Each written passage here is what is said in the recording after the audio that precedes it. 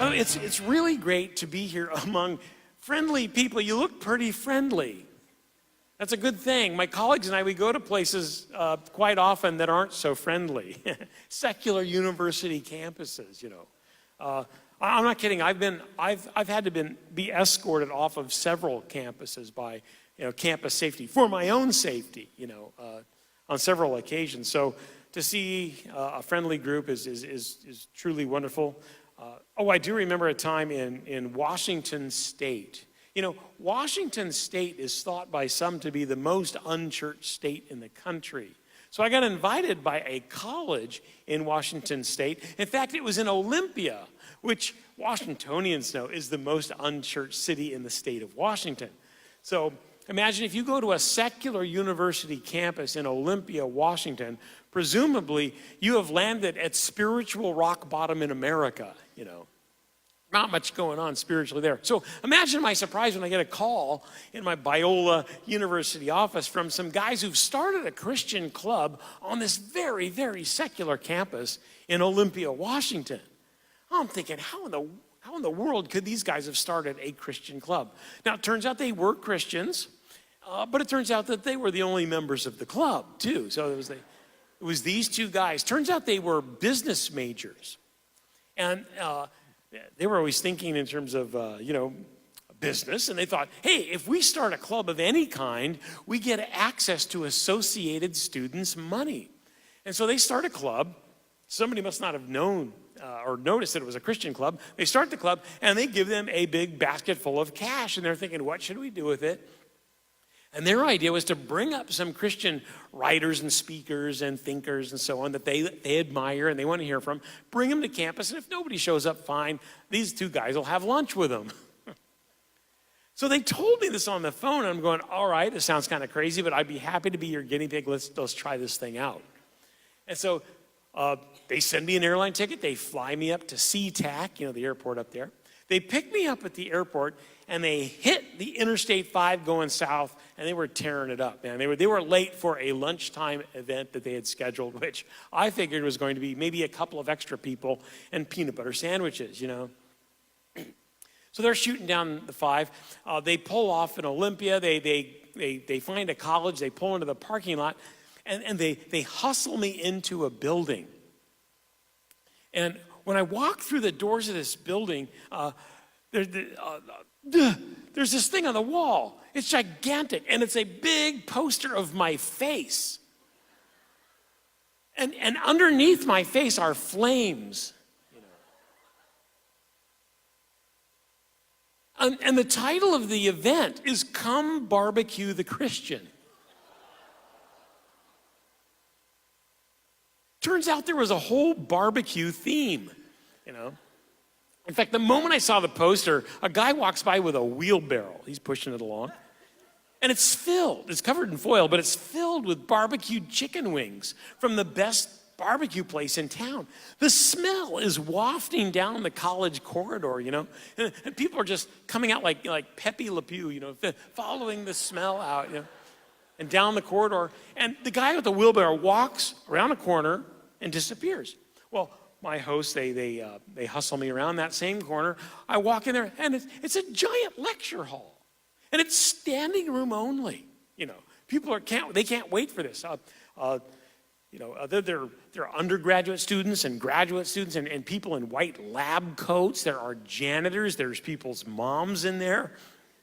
I mean, this sounded like great fun to everybody. So we get to watch the Christian be dismembered or whatever, and then we get to celebrate by eating chicken wings,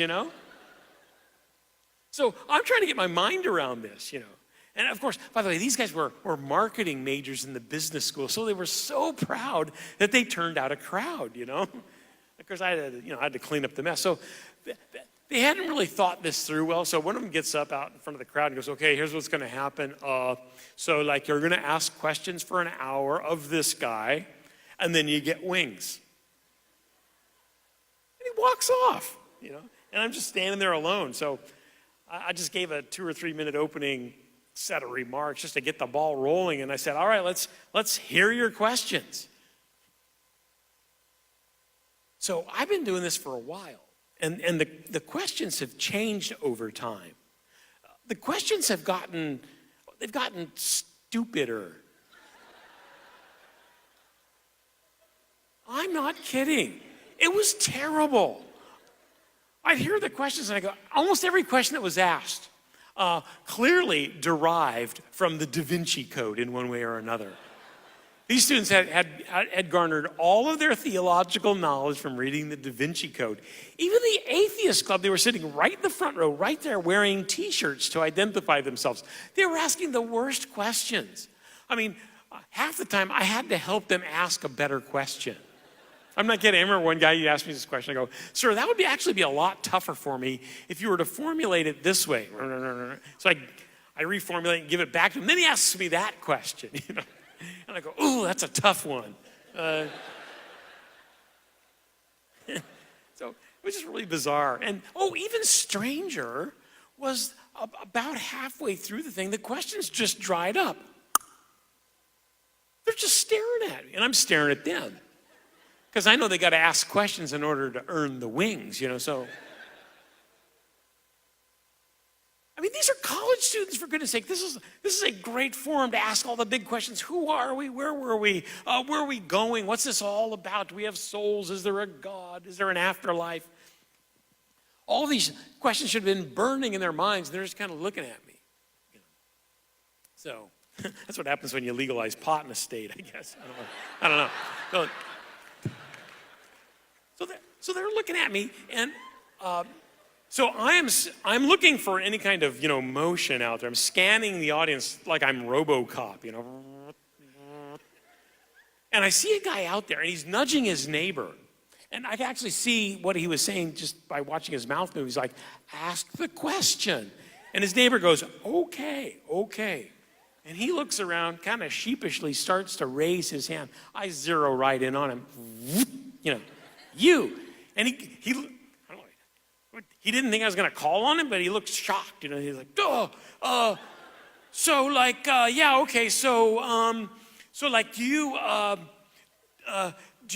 believe in baptism? Strange question for that forum, you know. And I said, sir, not only do I believe in it, I've seen it done.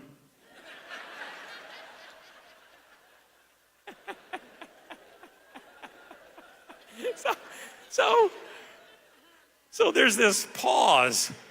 There's this pause in the room, this beat. Then everybody starts cracking up. And it was the best thing that could have happened, because once they started laughing, it was like the shields went down, you know? It's like it was just a big game of gotcha before that. How can we make the Christian look stupid? How can we barbecue him, you know, all that stuff. So it was just a big adversarial game up until that point. When they started laughing, they kind of sat back in their chairs a little bit and weren't taking everything quite so seriously. And they started to ask questions that were really on their mind. You know, like, I'm not kidding, like, so you're a Christian and an academic? Like, how does that work? I mean, they're really concerned about that. Or did you grow up in a Christian family? Were you dropped on your head as a child? Help us understand your journey, you know? So I wish that part of the time had lasted longer, but that went by very quickly. I got a chance to give the gospel a little bit during that time. But the hour was up. They asked their questions, so they got to be released to the wings. You know, so they released them to the wings. Oh, you know, some of these people were pretty sanctimonious, pretty holier than thou during the Q&A, but you should have seen them during the wing time. They're shoving people aside. There's people in walkers being trampled, you know. It wasn't quite that bad, but clearly there were a lot of architecture majors or structural engineering majors in the group. The reason I know this is because they gave them little plates. But they were able to build towers of wings, you know, with flying buttresses for support and drawbridges, you know, and well, not quite that bad. But it was amazing. I just remember the piles of wings they were getting on these teeny little plates. Oh, I got to tell you how this thing wrapped up. So So they're getting their wings. I'm standing there. Somebody had asked me a question right up front. So I'm on this little stage. I'm just kind of leaning over talking here to somebody one-on-one. And I've learned to use my peripheral vision on secular university campuses. You do have to see what's coming at you as best you can. And I saw some movement from the wing table coming around the bend over here. It's a woman. She's got a big plate of wings here, and she's eating one. She's got a little schmutz on her face, and she's heading for me. She comes over, and she leans over me as I'm talking to somebody else. She goes, hey! I look up, and there she is right there in my face. I'm like, whoa, and I kind of step back to get some space. And she's like holding the wing, waving it at me. So here's my thing. There aren't enough women in the Bible.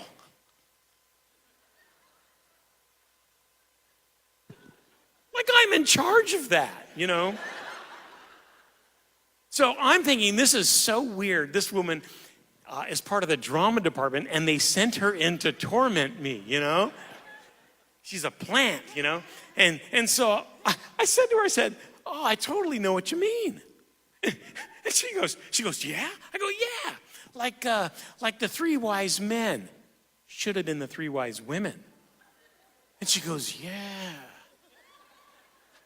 And I go, that makes so much more sense, for goodness sakes, because women would have arrived on time.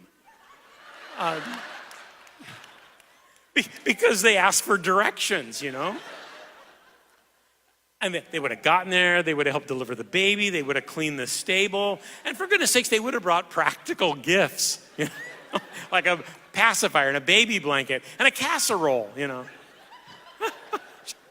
And she goes, yeah, you get it, and she walks away.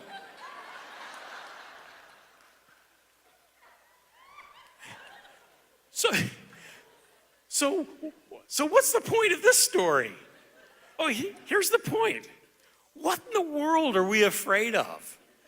Really, you go to one of the most secular places on the planet, and that's the best they can do. It's really kind of tragic. Here's another way of looking at this. When we're on the Biola University campus, I run a couple of programs, so I'm in charge of promoting them. So we have a certificate in apologetics. I mentioned that. We even have that discount thing going. So when I'm promoting the certificate program on our campus, this is my pitch. If you do our certificate program in apologetics, you will rise to the top 5% of religiously literate people in the world. And people go, wow, that must be some certificate program you have. And I tell them, it's a wonderful certificate program, but the comment is really not about the certificate program. Rather, the comment is about the incredibly low level of understanding out in the general public about these issues.